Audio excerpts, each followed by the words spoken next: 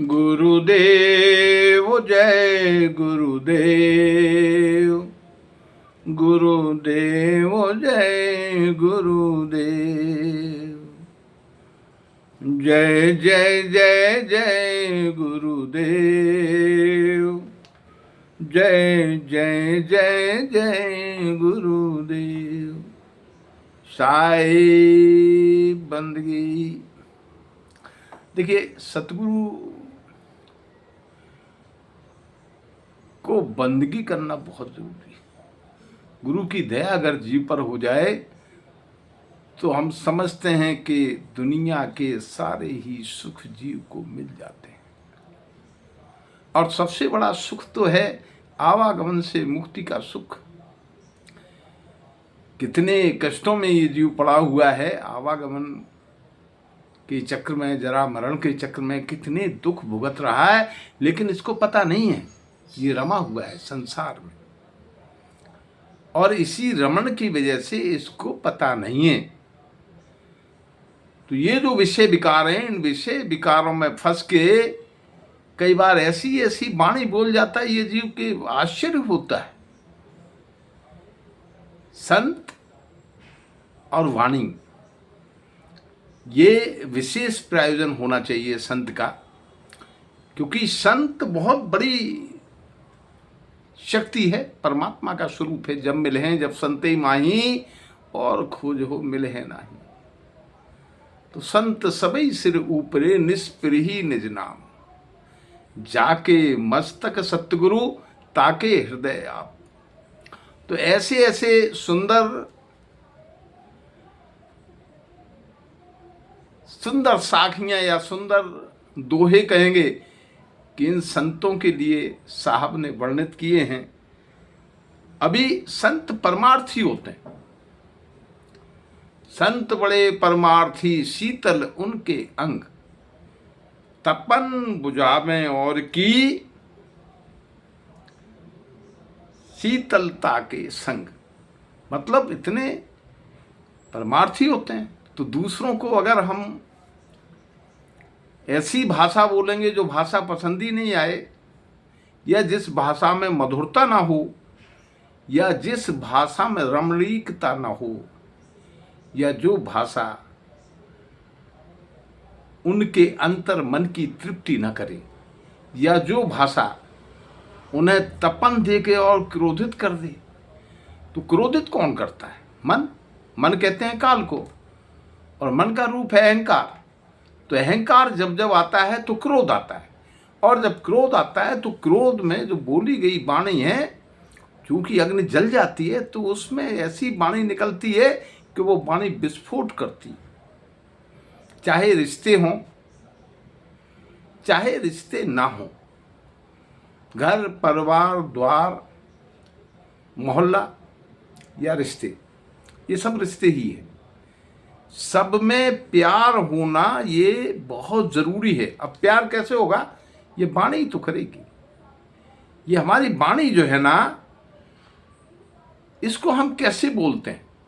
हमें अगर बोलना नहीं आता है ना, तो फिर संत की मर्यादा कहीं भंग होती है, ऐसा मेरा मानना है।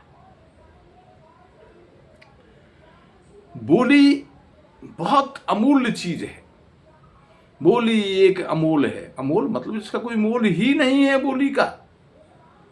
बोली एक अमोल है, जो कोई बोले जान, जो कोई इसको पहचान के बोले, समझ ले कि हम क्या बोल रहे हैं, तब अमोल है। और नहीं तो फिर इसका क्या मोल रहेगा जब आप ऐसी वाणी बोलोगे। तो वाणी जो हम बोल रहे हैं उसका पता होना चाहिए, तो वो अमूल्य वाणी होती है। और ये यहां पर प्रेम पैदा होता है हृदय में। तो वाणी को जब हम यहां तोलेंगे तो प्रेम वाली भाषा का हम निर्णय करेंगे। ये तराजू तोल के तब मुख बाहर आन। उसके बाद उसको निकालो तो सबको पसंद आएगी, क्योंकि मधुर वाणी होगी, अच्छी वाणी होगी, विवेकशील वाणी होगी, सबको पसंद आएगी। तो सब खुश रहेंगे, और सब दुनिया में खुश रहें, यही तो संत चाहता है। भाई खुशी के तो सारे चाहने वाले हैं, प्रसन्नता के चाहने वाले हैं। जीवन में अगर खुशियाँ नहीं है, प्रसन्नता नहीं है, तो जीवन तो नीरस हो जाता है ना, बेकार हो जाता है। इसलिए प्रसन्नता चाहिए, और वो प्रसन्नता वाणी ही दे सकती है। तो इस वाणी को जानो, पहचानो, और बोलने से पहले थोड़ा देख लो। अब कई बार क्या होता है, हम फालतू की वाणी बोलते हैं, जो नहीं बोलना चाहिए वो भी बोलेंगे। तो देखिए, साहब ने तब उसके ऊपर भी बोला है कि अति का बोलो भला न बोलना, मतलब अधिकता से बोलना भी ठीक नहीं है। अति का भला न बोलना और अति की भली न चूप, और बिल्कुल चुप रहना भी ठीक नहीं है। बीच में हो, मीडियम हो, ना बहुत ज्यादा बोलो, ना बहुत ज्यादा चुप रहो। अति का भला न बोलना, अति की भली न चूप, और अति का भला न गर्जना, अति की भली न धूप। देखिए, नेचर के ऊपर भी कह दिया है, बादल को भी अधिक नहीं गरजना चाहिए, और बहुत ज्यादा धूप हो तो गर्मी इतनी हो जाएगी कि लोग बेहाल हो जाएंगे।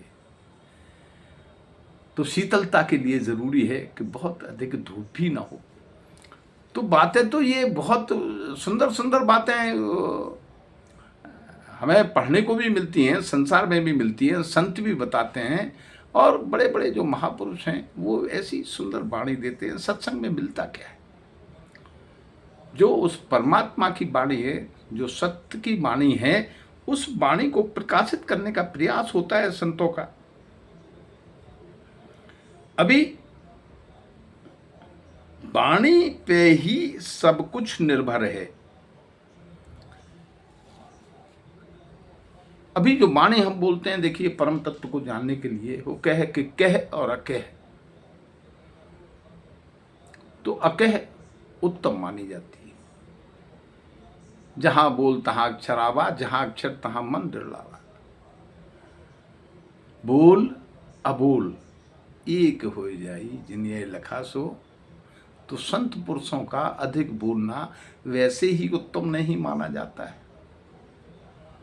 तो अपने आप को समझो और इस बोली को उत्तम बोलो, तो अपने घर में भी आनंद आना चाहिए, बाहर भी आनंद आना चाहिए। संत जहां पर जाए, जहां रहे, जहां बसे, वहां पर वाणी से आनंद आना चाहिए। ये उत्तम है, और सतगुरु साहब की भी यही सीख है। तो सब ऐसा करो, उत्तम करो, तो उत्तम होगा साहिब बंदगी। दोस्तों, अगर आपको ये वीडियो अच्छा लगा हो तो कृपया इसको सब्सक्राइब जरूर कर लीजिए, लाइक कीजिए, शेयर कीजिए, और कमेंट भी दीजिए। धन्यवाद।